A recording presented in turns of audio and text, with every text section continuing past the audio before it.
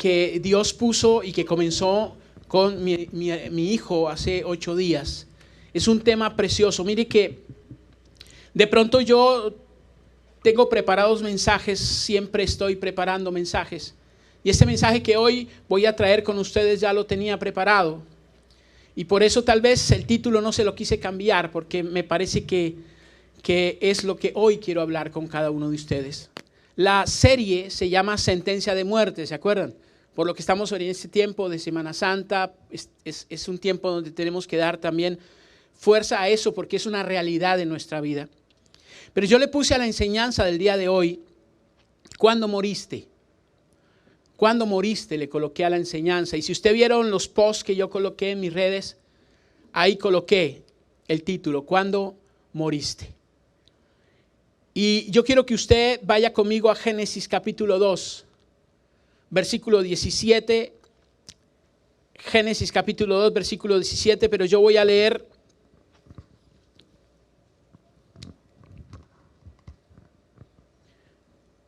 desde antes. Y dice así la palabra del Señor, Génesis 2, voy a leer desde el verso 15, dice: Y el Señor Dios tomó al hombre y lo puso en el huerto del Edén para que lo cultivara y lo cuidara. Y el Señor Dios ordenó al hombre: de todo árbol del huerto podrás, ¿qué? Comer.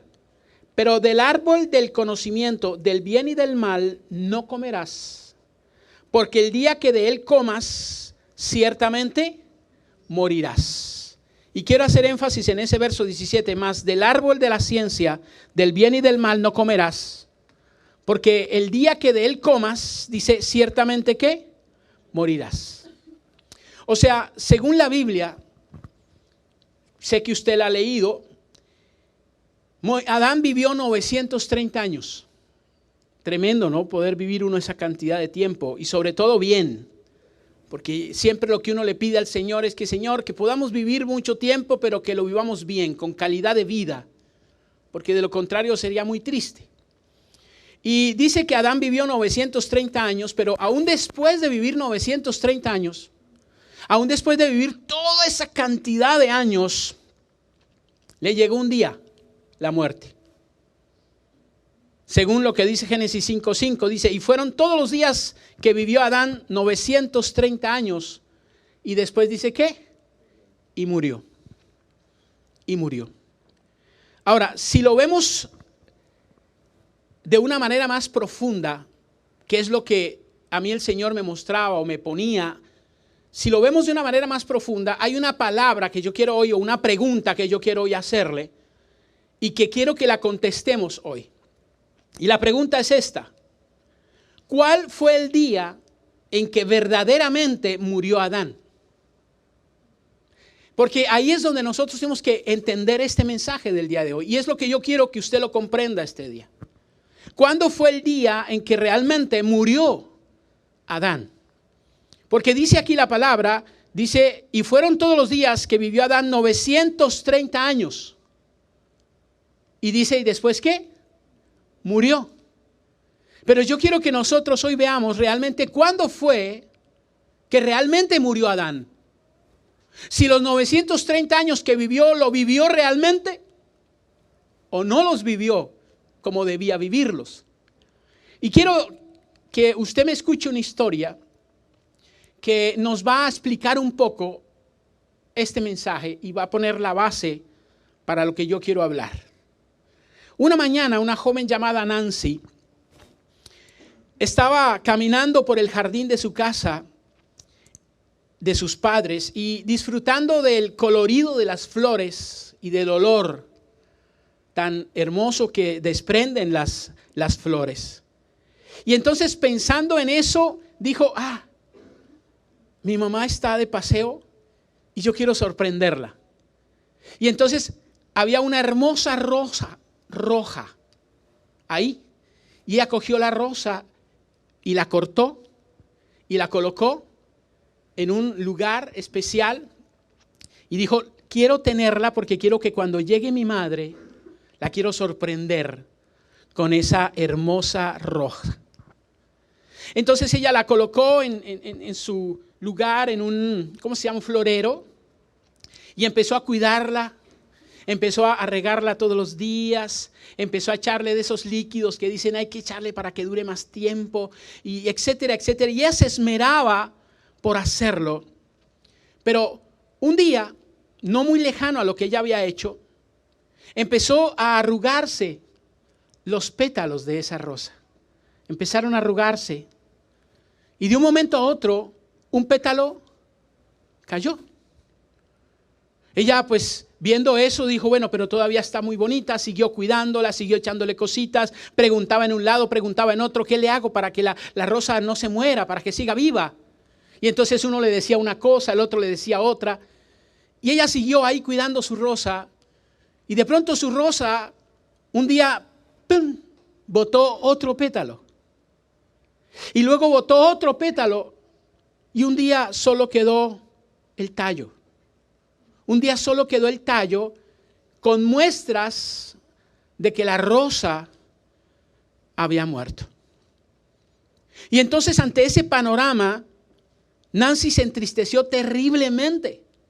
Y se preguntaba, ¿qué pasó con la rosa? ¿Por qué murió tan rápido? Si yo la cuidé, me esmeré por estar pendiente de ella, me esmeré por echarlo. Todo lo que me decían que yo le aplicara, le apliqué para que la rosa viviera, para que la rosa siguiera viva. Y ella decía así a la gente, porque yo quería sorprender a mi mamá con esa rosa, pero resulta que va a venir mi mamá y no, me va a tocar coger otra rosa y romperla para tenérsela. ¿Qué le pasó? Y entonces ahí es donde vienen preguntas para esta reflexión que yo quiero hablar hoy. ¿En qué momento murió la rosa? Es la pregunta que uno se puede hacer. O que tal vez se hizo Nancy también. ¿En qué momento murió esa rosa? ¿Sería que murió cuando se secó? ¿O sería que murió cuando realmente se cayó la primer pétalo? O la pregunta de Nancy era, ¿o será que yo sin darme cuenta, desde que la arranqué se murió? Y ella muy triste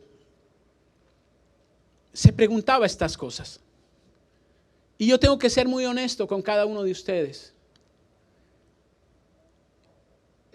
El día que la rosa murió, el día que realmente la rosa murió, lo creamos o no, lo compartamos o no, estemos de acuerdo o no, el día que esa rosa murió, fue el día en que Nancy la separó de su rosal y de su savia vital. Cuando ella la cortó y la separó, realmente esa rosa murió. Porque así usted le aplique otras cosas, ella necesita una savia vital. Y esa savia vital se la proporciona únicamente el tallo madre. Por eso ustedes ven que a veces la injertan con otro tallo, para que siga la savia vital. Pero al desprenderla de la savia vital, inmediatamente la rosa pierde. Así se vea, así parezca, así todo el mundo dice, wow, qué rosa tan hermosa, tan viva que se ve. Una cosa es que se vea y otra cosa es que esté. Y yo quiero que usted esté muy atento a eso, porque es exactamente igual como le ocurrió al ser humano y como le ocurre al ser humano. Exactamente igual. Si bien Adán no murió físicamente en el momento en que pecó o desobedeció a Dios, si bien no murió físicamente, usted debe saber que él murió espiritualmente. Murió espiritualmente al haber pecado, y esa muerte le trajo realmente una separación de la savia vital. Una separación realmente de eso que le daba a él, ¿qué? Vida. Dice Romanos capítulo 5, versículo 12, dice así la palabra del Señor. Por tanto, tal como el pecado entró al mundo por un hombre y la muerte por el pecado, Así también la muerte se extendió a todos los seres humanos, todos los hombres, porque todos ¿qué? Pecaron. Se extendió a todos los hombres porque todos pecaron. Si vemos en la palabra dice que pecó uno, pero ese pecado se extendió a toda la raza humana. Y eso es algo que debemos entender nosotros. Amados, en la historia que vimos, la rosa murió en el mismo momento en que se arrancó de su tronco. Ahí murió, así de pronto nosotros digamos que no, así digamos, no, mire, lo que pasa es que esto, lo que pasa es aquello, y le demos una cantidad de razones. La rosa realmente murió en el momento que se arrancó de su tronco. Allí, así esa niña se haya esmerado por cuidarla, por aplicarle todas las cosas que le decían, y así esa niña la viera hermosa y como viva, la rosa ya estaba muerta. La rosa ya estaba muerta. Y así sucede con la vida de los seres humanos. Es una triste historia, pero es una realidad. Así sucede con la vida de los seres humanos. Y eso lo afirma el mismo Dios, no lo afirmo yo. Dice la palabra del Señor en Juan 15:5. Dice así en Juan 15:5. Dice, yo soy la vid, vosotros los sarmientos. En otra versión dice, vosotros los pámpanos. El que permanece en mí y yo en él, dice, este lleva mucho ¿qué? Fruto, porque separados de mí nada podéis hacer. Ahí nos está dando a entender bien claro, separados de la savia vital, separados del tronco realmente, no podemos ni dar fruto, ni mucho menos podemos hacer algo que valga la pena. Así de pronto la mostremos, así de pronto la gente queda anonadada diciendo, wow, todo lo que ha logrado este hombre, wow, todo lo que ha logrado esta mujer, wow, mire lo que hace este, mire lo que hace aquello. La realidad es otra. Alguien decía en estos días, una realidad tremenda. ¿Y qué son 82, 85 años para una vida eterna? No es nada. ¿Qué son? Absolutamente nada. Si usted tiene la línea de tiempo aquí en el piso, la línea de tiempo está aquí en el piso, de 0 a 82 años sería acá y todavía resta todo ese resto de vida eterna. Entonces, ¿qué son 82 años? No son nada. Pero la pregunta es, ¿qué son 82 años separados de la savia vital? Así se haya logrado cosas, así haya de pronto delante de los hombres se haya visto cosas hermosas como le pasó a esta rosa. Esta rosa delante de esta niña y delante de los demás que estaban ahí, la veían viva, la veían hermosa, la veían preciosa. Una rosa envidiable, una rosa roja tremenda. Cuando los enamorados quieren dar algo, dan una rosa roja. Y la recibe de pronto la enamorada que valora eso. La recibe y dice, wow, qué hermosura de rosa. Y la coloca ahí también en su florero y dice, wow, qué linda, tan viva que está. Y así nos pasa a nosotros. Muchas veces nosotros nos vemos y nos vemos tan vivos.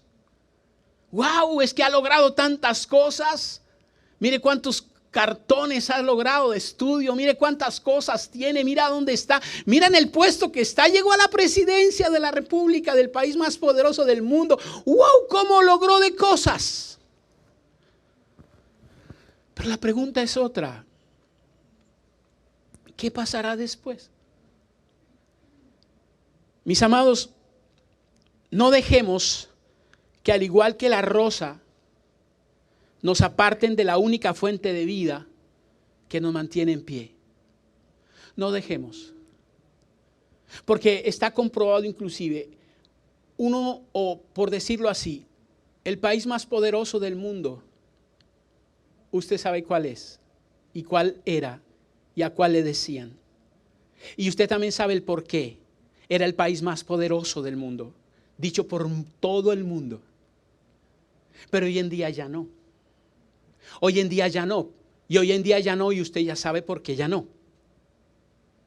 Porque lamentablemente nos hemos separado de la savia vital, del tronco vital. Y por eso ya no se considera el más poderoso del mundo. Aún se le respeta en algunos lugares, pero ya muchos no lo respetan. Porque ha perdido su savia vital, la que le daba realmente la vida y el poderío. Yo quiero hoy decirte, mi amado, no dejes que al igual que la rosa o al igual que todo esto pierdas o te saquen de esa fuente de vida que te mantiene en pie, que te mantiene en victoria. No dejes que eso ocurra en tu vida. No permitas que el pecado, y te voy a ser así honesto, no permitas que el pecado y la rebeldía nos quite la alegría de estar cerca de Dios. Porque seríamos como la rosa una vez que fue cortada.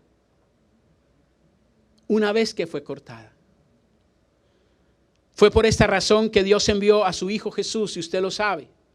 Fue por esa razón que Dios envió a su Hijo para injertarnos nuevamente en la vid verdadera. Fue por esa razón que envió a Jesús para que nosotros que habíamos sido cortados, ahora volviéramos ¿a qué? A injertarnos en ese tronco que realmente nos da vida, que se llama ¿quién? Que se llama Dios. Y en Efesios 2:1 dice así la palabra del Señor. Y Él os dio vida, dice ahí la palabra, ¿sí o no? Y Él os dio vida a vosotros, ¿a quién? A usted y a mí. Diga conmigo, Él me dio vida. Pero dice, cuando estabais muertos en vuestros delitos y ¿qué? Y pecados. Lo crea o no usted, lo comparta o no, es cierto, Él nos volvió a dar vida. Y eso es algo tremendo. Si usted hoy está aquí, es porque Dios tuvo misericordia de usted. Y le quiso volver a dar ¿qué? Vida cuando usted estaba en ¿qué? Muerto en delitos y pecados. Amados, debemos permanecer unidos a Cristo, y todo lo que nos quiera alejar de Él, por favor, mi amado, apartémoslo, aunque le cueste lágrimas a nuestra carne y a nuestras emociones. Aunque te cueste lágrimas, porque sabes que eso te aparta, toma la decisión y no te dejes. No dejes que de pronto llegues a salir de la savia. Y aquí no te estoy diciendo, escúchame, aquí no te estoy diciendo solamente que vayas no estoy hablando de la salvación como tal. Estoy hablando del gozo, estoy hablando de la bendición. Hay mucha gente que puede ser salva, hermano, pero con su vida demuestra tristeza, demuestra agonía, demuestra fracaso. Y llegaremos a la presencia de Dios por física misericordia del Señor, pero sin gozar de muchas cosas que dice la palabra que tendremos el día del tribunal, cuando dice que se nos entregarán en el tribunal de Cristo los galardones. La verdad, mi amado, es que tú y yo necesitamos tener vida, y vida en abundancia, para seguir haciendo lo que Dios quiere que hagamos en esta tierra, porque si no lo hacemos con lo que Él nos da, no vamos a poder lograr absolutamente nada, lo crea usted o no lo crea. Porque usted no fue escogido ni fue llamado para que usted logre lo que usted quiere. Que por misericordia del Señor lo ha permitido, gloria a Dios. Usted está en esta tierra para lograr lo que Él quiere que logres. Y te lo aseguro que tarde o temprano Él te lo va a recordar, si tú no lo quieres aprender. Ahora la pregunta sería, bueno, listo. Yo recibí al Señor Jesucristo y soy ahora Él es mi Señor y Salvador, tengo vida eterna, qué bendición tan grande. Y entonces la pregunta, ¿y eso es todo? ¿Ahí queda todo? Tal vez muchos dirían, claro, es que eso es todo, eso es el todo de la vida. Y yo le digo, sí, tienes toda la razón, eso es lo fundamental. Lo super, hiper, mega, recontra, ultra necesario, sí. Pero de ahí tenemos que seguir haciendo otra cosa. Porque no podemos vivir una vida sabiendo que somos salvos y una vida en angustia, una vida en frustración, una vida en quebranto, una vida en dolor, porque eso no es lo que Dios quiere. Por eso digo, podríamos decir sí. Pero lamentablemente es que como somos humanos, como usted y yo somos humanos, siempre seremos movidos por lo que el mundo me ofrece. Y usted puede, escúcheme, usted puede haber recibido de todo corazón al Señor y ser salvo. Pero aunque usted haya recibido al Señor de todo corazón, usted tiene un mundo que le está botando cosas, que le está mostrando cosas, que lo está llenando con sus ojos, con sus oídos, con sus emociones, lo está llenando de muchas cosas. Y por ese mundo en que vivimos, tenemos que tener cuidado. Porque el mundo nos ofrece tremendas cosas que nos van a alejar del gozo de Dios y que nos van a traer realmente un sentimiento de muerte, aunque aparentemos vida. Dice primera de Juan 2:16. Primera carta de Juan 2:16 dice así la palabra del Señor. Porque todo lo que hay en el mundo, ¿cómo dice? Porque todo lo que hay en el mundo, la pasión de la carne, la pasión de los ojos y la arrogancia de la vida no provienen del Padre, sino del mundo. Lamentablemente, mis amados, estos deseos del mundo afectan nuestra carne y afectan nuestros ojos. Y terminan aún siendo, como cristianos, terminamos aún alejándonos de muchas cosas de que Dios quiere para nosotros. Y hablaba también en días pasados con alguien que me decía, pastor, es que todo tiene su tiempo. Yo ahorita no me preocupo. Llegará el momento en que yo lo haga. Ahorita no lo hago. No tengo por qué hacerlo, pastor. Yo le decía, pero ¿cómo así? No, mire, llegado el momento, yo estoy seguro que el Señor, como me ama tanto, me va a dar tiempo de arrepentirme. Me va a dar tiempo de arrepentirme. Yo lo único que atiné a decirle fue, aténgase y no corra. A algunos les dará el tiempo. A otros no. Pero yo quiero enfocarme en que ya todos tenemos a Cristo en nuestro corazón. En que ya todos tenemos de pronto esa salvación. Entre comillas, ese momento en que muramos y vamos a estar con el Señor. Pero el problema no es ese. El problema es que usted y yo lo podemos tener y podemos estar seguros de eso. Pero hay un mundo que nos está molestando todo el tiempo. Hay un mundo que nos quiere de pronto quitar ese gozo de la salvación. Por eso la palabra dice que nosotros volvamos al gozo de la salvación. O sea, la salvación está ahí, pero no hay el gozo de ella. No se pasa una vida realmente de gozo. Y por eso digo que aquí yo no hago solamente de salvación, sino de bendición, de tranquilidad, de descanso, de todo eso es lo que yo hablo. Y es lo que yo quiero enfocarme hoy con usted. Es lo que yo quiero enfocarme con usted, mi amado. Yo sé que usted sabe que nosotros tenemos que entregar la vida al Señor Jesucristo. Yo sé que usted lo sabe. Y eso es algo seguro. Yo no discuto de eso y sé que ustedes no discuten conmigo. Ustedes saben que el Señor debe estar en su corazón. Usted lo recibe como Señor y Salvador. Pero eso es un compromiso entre usted y Dios. No porque yo lo haga repetir algo, usted lo va a hacer. Porque usted me puede repetir, como muchas veces lo he dicho, pero no sentir absolutamente nada. Entonces, por eso es un compromiso de usted directamente con Dios. Pero no estoy hablando de eso. Estoy hablando de que después de que yo tenga eso, ¿será que mi vida sí veo yo bendición? ¿Veo mi vida tranquilidad? ¿Veo mi vida descanso? ¿Veo en mi vida algo que realmente me llene? ¿O vivo por vivirla? Y ahí es donde está el problema, mi amado. Ahí es donde está la situación. Y la pregunta es muy clara. ¿De quién será la responsabilidad? ¿De quién es la responsabilidad de eso?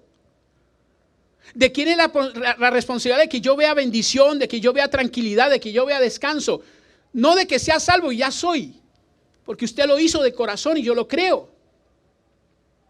Sino de cuál es la responsabilidad suya para poder tener bendición o tranquilidad o descanso. ¿Será que es de Dios la responsabilidad? ¿O será que es del diablo la responsabilidad? Y la respuesta es sencilla, mi amado, no. La responsabilidad de que usted tenga bendición, tenga tranquilidad, tenga descanso, tenga paz, aún en medio de la tormenta, no es de Dios ni es del diablo. La responsabilidad es suya y mía. Es suya y mía. Por eso yo digo, una cosa es cuando llega Cristo a su corazón, pero ahí en adelante, ¿qué? De ahí en adelante, ¿qué? Una vida de frustración, una vida de quebranto, una vida donde uno habla con personas que aparentemente llevan muchos años en los caminos del Señor. ¿Cómo estamos? No, cada día peor esto. cada día peor, no, esto, mira mi situación, mira mi casa, mira esto, no. Y entonces uno se pregunta, ¿qué está pasando? Lógico, no es que nosotros llegamos a los pies de Cristo y tenemos carro, casa y beca.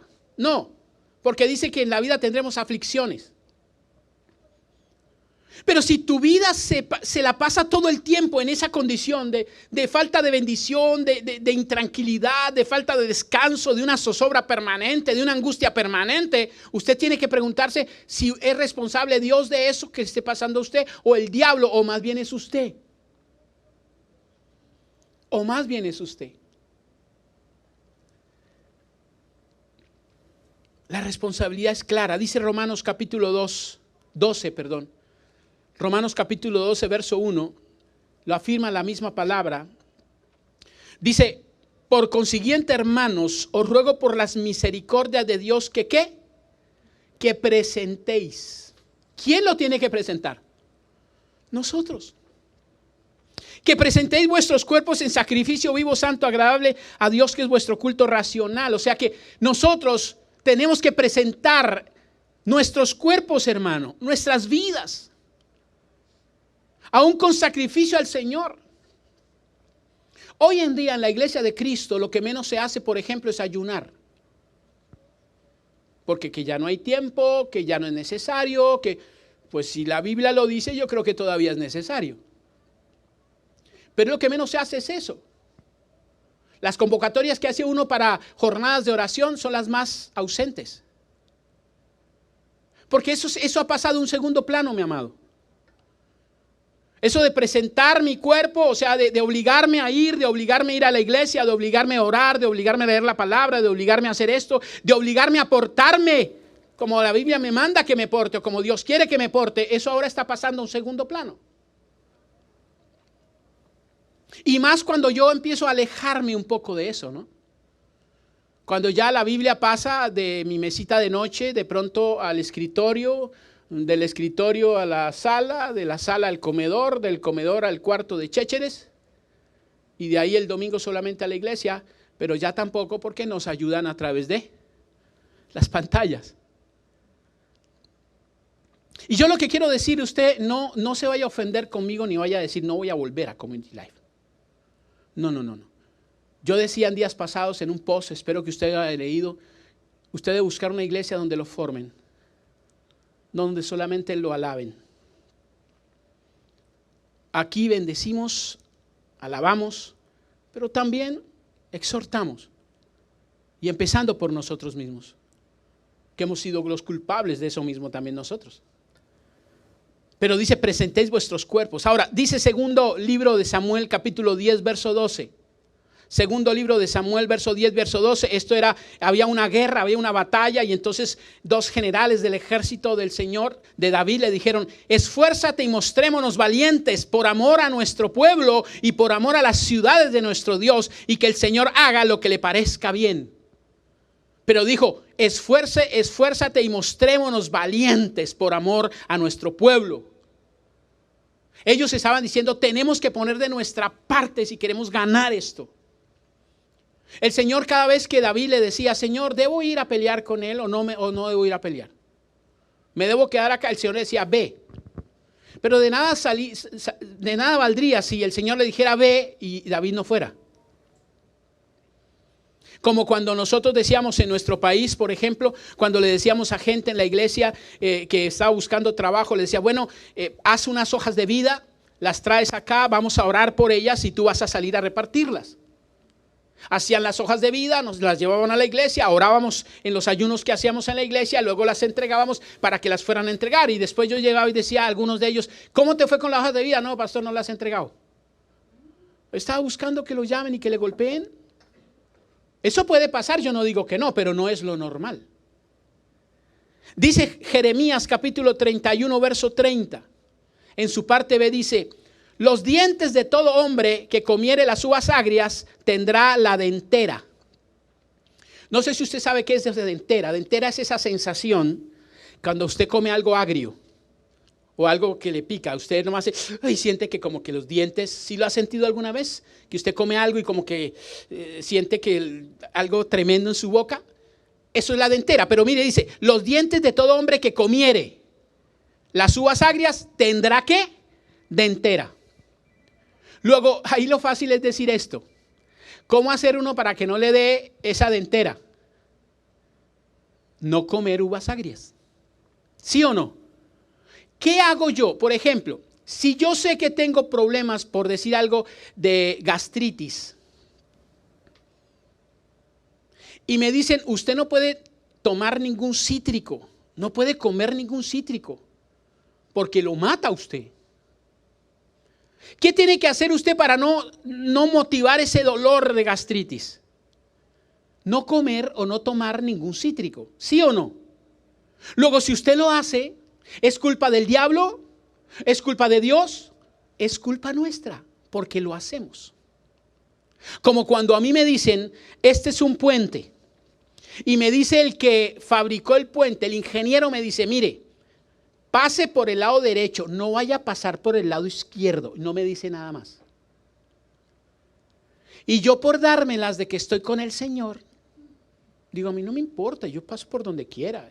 Y pasa por el lado, él dijo el lado izquierdo, yo paso por el lado derecho y en la mitad me caigo. Normalmente yo culpo a Dios. Dios, pero ¿cómo me hizo eso? Mire que pasé por eso. O culpa al diablo. Satanás, usted que quería reprenderme. No. Ni Dios ni el diablo tuvieron la culpa. Fue usted por terco. Porque le dijeron, pase por el lado izquierdo, no pase por el lado derecho. Entonces es uno también el que tiene que tener en cuenta eso. ¿Qué dice Gálatas capítulo 6, versos 7 y 8? Dice, no os dejéis engañar. De Dios nadie se burla, dice. Pues todo lo que el hombre siembre, eso también segará.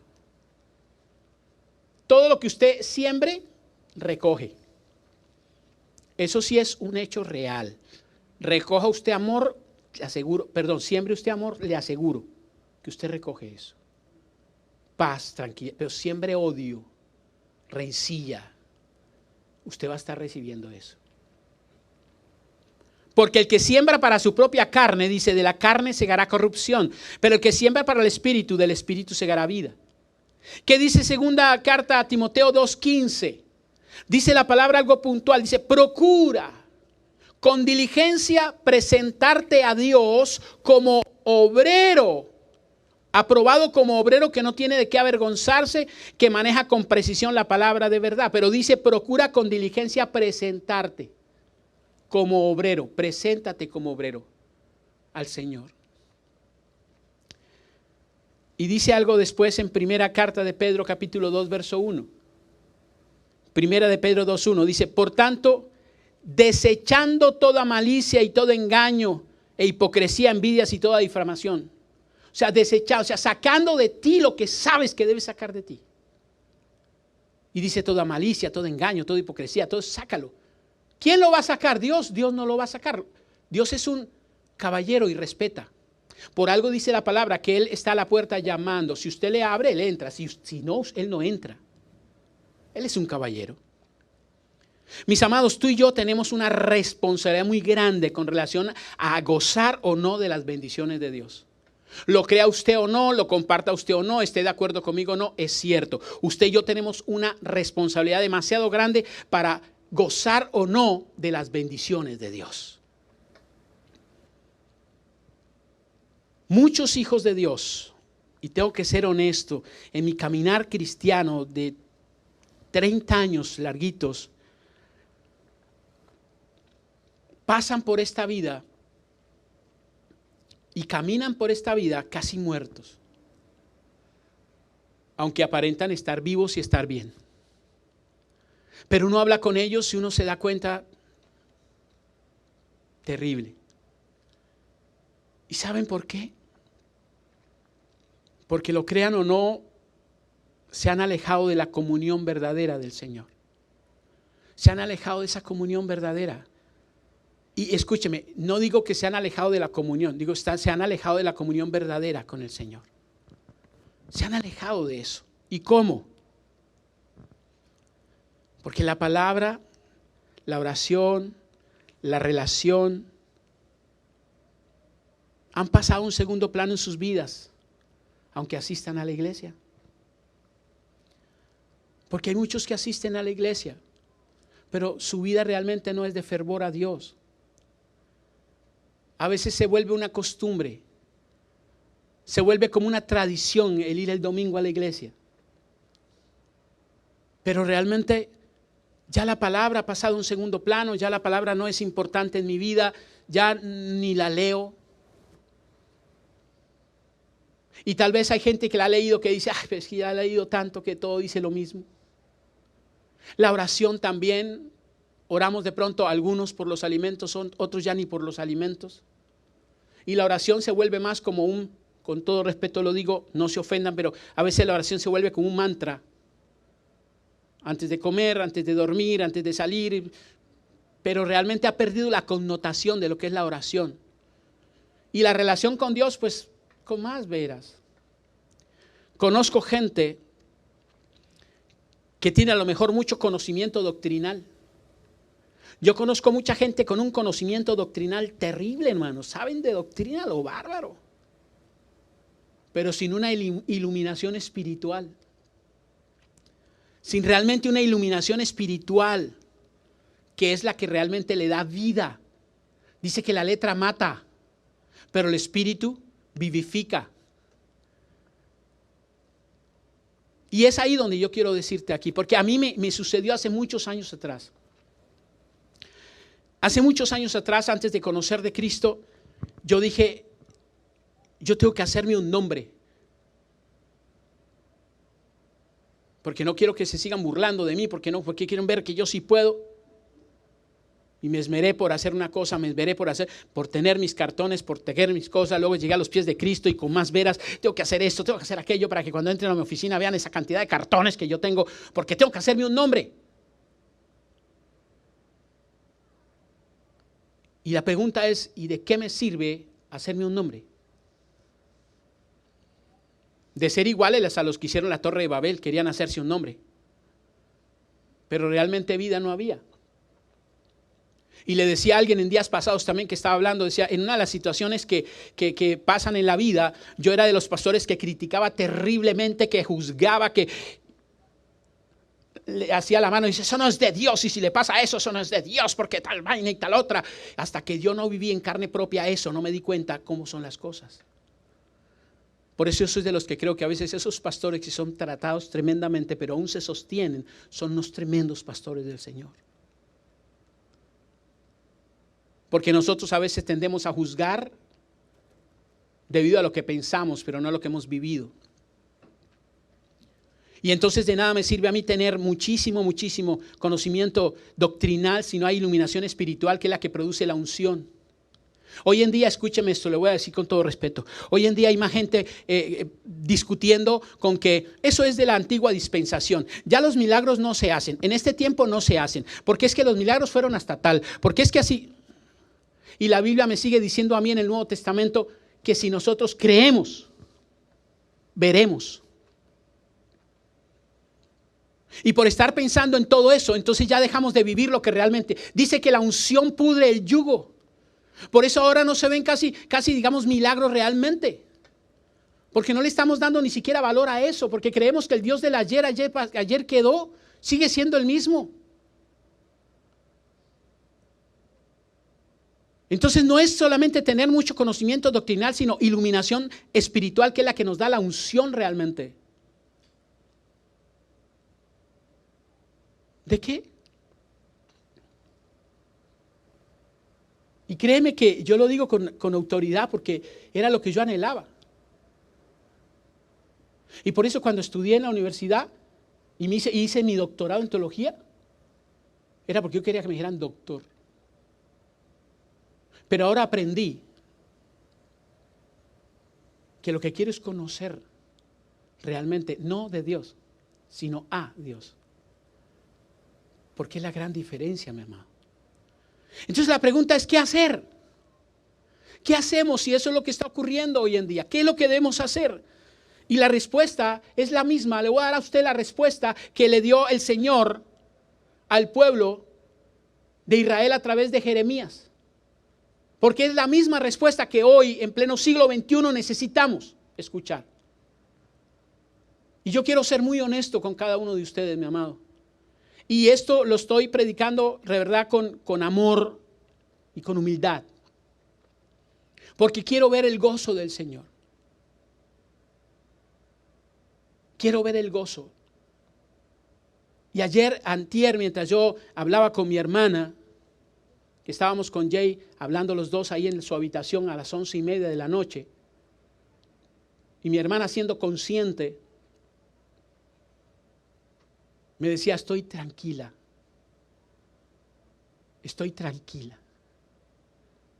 porque sé a dónde voy. Y eso a mí tocó tremendamente. Y aunque lo sé, a veces tiene que escucharlo. Y yo quiero que usted entienda, ¿qué debemos hacer entonces? Yo quiero verlo a usted en bendición. Yo no quiero verlo a usted cada día con cara de amargura, con cara de tristeza, de congoja. Le decía en estos días a alguien: pregúntate por qué te la pasas de enfermedad en enfermedad. Pregúntate por qué. Muchas veces por descuido de nosotros. Muchas veces es eso. ¿Por qué se me sube tanto la tensión arterial? Mira lo que está comiendo. ¿Por qué de pronto me la paso con gripa? Porque usted no se cuida, usted está trabajando en un lugar cálido y va a salir inclusive al carro a hacer cosas y usted se va sin nada y después chupa ese frío tan tremendo y luego llega a la casa. ¿Quién es el culpable? Por la pereza de ponernos el saquito, ir allá, sacar. Eso nos pasa. Nosotros a veces somos los culpables de todo esto, mi amado. Y no podemos seguir culpando a Dios ni al diablo. ¿Qué debemos hacer? Dice Jeremías capítulo 3, versículo 12 al 15. Dice: ve y proclama estas palabras al norte y di. Dios le dice a Jeremías: vaya y diga esto. Usted sabe que después de que muere Salomón, el reino se dividió en dos: Israel y Judá. Y aquí está hablando: ve y proclama estas palabras al norte y di: regresa, infiel Israel. Le está hablando a su pueblo, a que él escogió entre todas las naciones y le dijo: este pueblo es mío, yo quiero que sea mío, de mi propiedad, y yo lo voy a cuidar, yo lo voy a sostener, yo lo voy a bendecir porque es mi pueblo. Y a ese pueblo Dios le está diciendo aquí: regresa, infiel Israel. Declara el Señor: no te miraré con ira. Mira lo hermoso. Le dice: regresa, fiel Israel, y declara: no te miraré con ira, porque soy misericordioso, declara el Señor. No guardaré rencor para siempre, solo reconoce tu iniquidad, pues contra el Señor tu Dios te has rebelado. Has repartido tus favores a los extraños bajo todo árbol frondoso y no has obedecido mi voz, declara el Señor. Volved, hijos infieles, declara el Señor, porque yo soy vuestro dueño y os tomaré 1 de cada ciudad y 2 de cada familia, y os llevaré a Sión. Entonces os daré pastores según mi corazón, que os apacienten con conocimiento y con inteligencia. Ahí el Señor nos está hablando de unos puntos importantes. Le estaba diciendo a Israel: haga esto, porque yo no tengo ira, tengo misericordia por usted. Y hoy el Señor nos está diciendo a nosotros: mira, yo quiero bendecirte, yo quiero que estés en paz, yo quiero que estés tranquilo, yo quiero que seas de bendición, inclusive para otros que te miren. Yo quiero que la gente cuando te vea como un hijo mío. Yo quiero eso, pero necesito que vuelvas a mí realmente de corazón como yo quiero. Yo no tengo ira contra ti, tengo misericordia porque yo te escogí. Dice la palabra que desde antes de la fundación del mundo Él te miró y te escogió.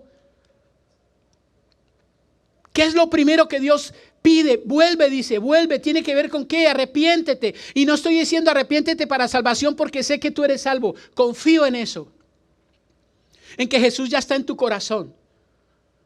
Porque vuelvo a repetir, no es que tú digas: Señor, yo te recibo en mi corazón. No, es que tú realmente le digas tú solo a Dios, que tengas esa relación y digas: Señor, yo quiero que tú estés en mi corazón. Dice en el verso 12: regresa, infiel Israel. En otras palabras, abandona la adoración de tus ídolos. Hoy no tenemos ídolos tal vez como antes, pero el conocimiento, el exceso, el querer solamente conocimiento puede volverse un ídolo en su vida. Hoy en día, como decía ahorita, muchos conocen mucho de Dios, pero no conocen a Dios. Y hoy hay mucha gente que conoce muchísimo de Dios, mi amado, pero realmente no conocen a Dios. Está diciendo, abandona el hacerte un nombre. Como yo le decía, yo quería hacerme ese nombre porque me sentía que si yo no me hacía ese nombre nadie me iba a valorar. Y tengo que ser honesto, cuando yo salí de la iglesia donde yo era copastor y que me tocó hacer un poco de vueltas por muchas cosas, y luego volví, yo decía, escúcheme, yo decía, por muchas cosas que me sucedieron y por muchos tratos que me dieron, yo decía, yo tengo que llegar a tener, gracias mami, yo tengo que llegar a tener una iglesia más grande que la de mi pastor.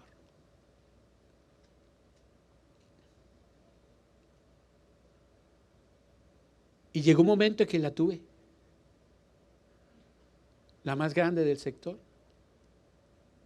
Pero también en un momento se desboronó muchas cosas. Pero yo quería hacerme un nombre. Y por eso quería estudiar. Y por eso quería que me llamaran doctor. Porque tengo los estudios para que me digan doctor. Pero no es lo que Dios quiere y lo que Dios me dijo a mí. Abandona el hacerte ese hombre. Hazlo claro, estudia claro, capacítate claro, porque Dios te quiere levantar, pero que esa no sea tu obsesión número uno. Tu vida debe ser realmente el conocer más de Dios y el aún en esa profesión servir a ese Dios. Y entonces el Señor te va a levantar aún más. Abandona esas creencias erróneas.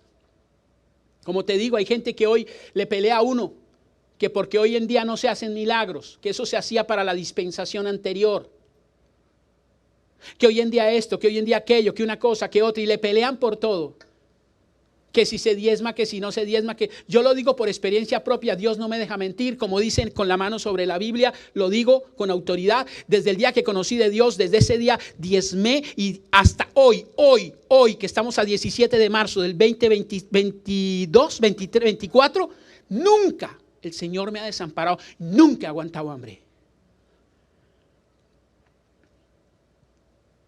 Y he dependido del Señor.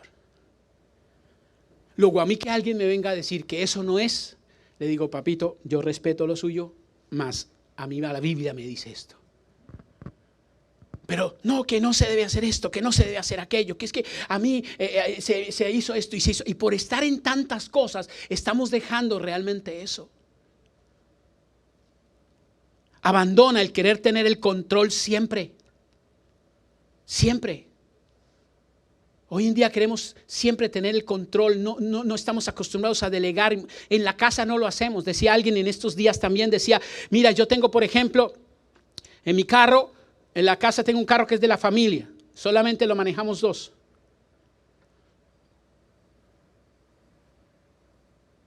¿Por qué? Porque solamente dos sabemos. Otro no lo maneja porque no tiene la legalidad para hacerlo. Y otro porque no sabe. Pero la pregunta es, si en el momento que la persona que no sabe sepa, ¿se lo dejaría? Porque a veces nosotros en nuestra casa hacemos eso. Yo tenía ese problema. Esto es mío, nadie me lo coge. Esto es mío, nadie me lo coge. Si usted está educando, porque a veces hay despilfarro, ok. Pero si usted es familia, esa es familia.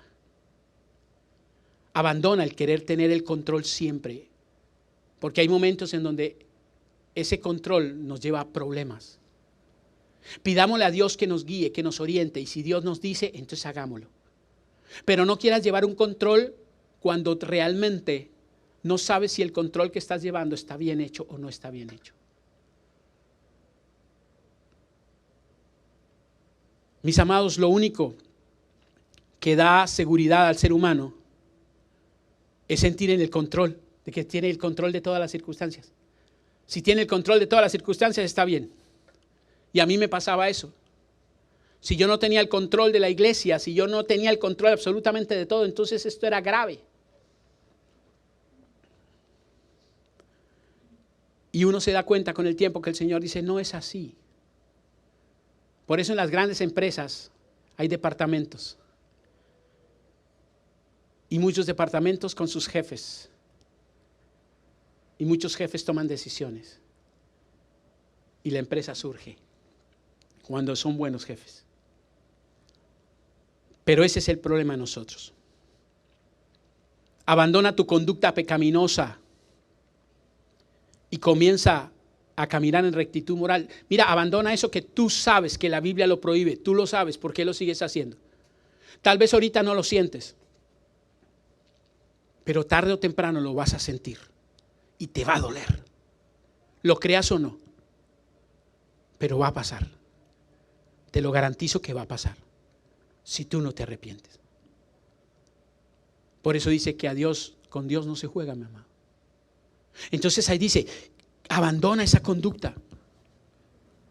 En palabras sencillas lo que te estoy diciendo es, regresa a los lineamientos de Dios, a lo que Dios pide, regresa a eso. Regresa a los lineamientos del Señor. Amados, Dios es tan amoroso que le voy a decir este dato. Es tan amoroso que en el libro de Jeremías pide 90 veces que regrese a Él. En todo Jeremías, 90 veces. Y solamente en el capítulo 3 lo pide 18 veces. Dígame, ¿eso no es algo tremendo que el Señor le diga a uno 18 veces en un capítulo? Regresa a mí. Entonces lo primero que Dios está pidiendo de usted y de mí es volvamos otra vez a eso, a tener ese fervor, a buscarlo a Él, a querer estar con Él, que sea el prioritario en nuestra vida. Si Dios te levanta y si te levantas a las 3 de la mañana, si no puedes dormir, mi amado, el Señor te está llamando. ¿Qué te cuesta sacar un tiempo para hablar con Él, para mirar, hablar, decirle, Señor, si hoy estoy despierto, ¿qué me quieres decir? ¿Qué me quieres hablar? En vez de coger tu celular y empezar a mirar y mirar y mirar, tal vez el Señor te despertó porque quiere hablar contigo, te quiere decir algo puntual, te quiere mostrar algo puntual. Entonces vuelve, arrepiéntete y vuelve. Lo segundo, reconoce tu pecado. Dice la palabra del verso 13, solo reconoce tu iniquidad. Entonces ahí aparece esta pregunta, ¿cómo andas? ¿Siendo alguien que no eres y proclamando algo que no vives? ¿O afirmando con tus labios lo que en tu corazón realmente no sientes y viviendo con una máscara frente al mundo ocultando tu verdadero yo?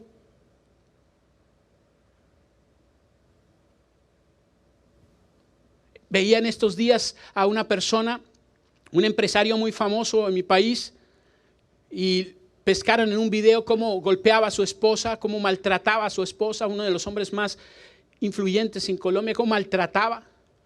Y entonces la entrevistan a la esposa y la esposa dice, sí, lamentablemente esto ha sido así, yo por eso tuve que separarme de él porque la violencia era tremenda, pero nunca, él ante todo el mundo era lo más hermoso, lo más precioso, pero en la intimidad de la casa era otro. Y bueno, yo digo, bueno, no sé, no conoce de Dios, pero lo grave es que yo sí conozco gente. Lo viví en carne propia con un líder nuestro. Un día que nos tocó, nos llamó su esposa, nos llegó a las 3 de la mañana y nos tocó ir a sacarla de la casa por la violencia que mostró yo. Pero era porque querían mostrar una fachada y ese día se desmoronó la fachada. Se desmoronó y fue cuando ella me dijo, pastor, es que esto siempre pasa, pero yo no puedo decir nada. Lamentablemente es un hogar que se deshizo. Y un ministerio que se acabó porque él nunca se arrepintió. ¿Cómo andas? Y vuelvo a repetirle, siendo alguien que no eres, proclamando algo que no vives, afirmando algo con tus labios que no siente tu corazón, o viviendo con una máscara frente al mundo y ocultando tu verdadero yo. Deja tu iniquidad, dice el Señor, deja tu pecado. Primero, arrepiéntete. Segundo, deja tu maldad, deja tu pecado. Tercero, conviértete. Dice el verso 14, volved, hijos infieles, declara el Señor. Mi amado, vuelve a ese primer amor que te caracterizó, vuelve a esa pasión, vuelve a eso. Vuelve a eso que Dios está esperando. A tus tiempos de oración, a tus tiempos de ayuno. ¿Cuánto hace que no ayunas? No, pastor, es que la gastritis no me deja ayunar. Intenta ayunar 2 horas, 3 horas. Empieza por ahí, pero hazlo. A leer la palabra concienzudamente. A prepararte como debes prepararte. Asistir a la iglesia como debes asistir. No le pongas tantos pretextos a eso. Y cuarto, déjate pastorear. El verso 15 dice: entonces os daré pastores según mi corazón, que os apacienten con conocimiento y con inteligencia. Déjate pastorear. Déjate orientar. Porque el Señor puso los pastores para eso. ¿Que hay de todo en la viña del Señor? Sí. Pero si usted ha visto que hemos dado testimonio, pues aunque sea eso sirva para cada uno de nosotros. Amados, quiero terminar diciendo que antes de que Dios llame al incrédulo para que venga a sus caminos, para que venga, Él quiere llamar a sus hijos. Él quiere llamar a los que ya tiene. Porque es a través de ellos que les dará el plan de salvación a aquellos. Y es a través de ellos que mostrará la sal y la luz que el mundo necesita. Entonces la pregunta es: ¿cuándo moriste? Cierra tus ojos, por favor. Cierra tus ojos, por favor.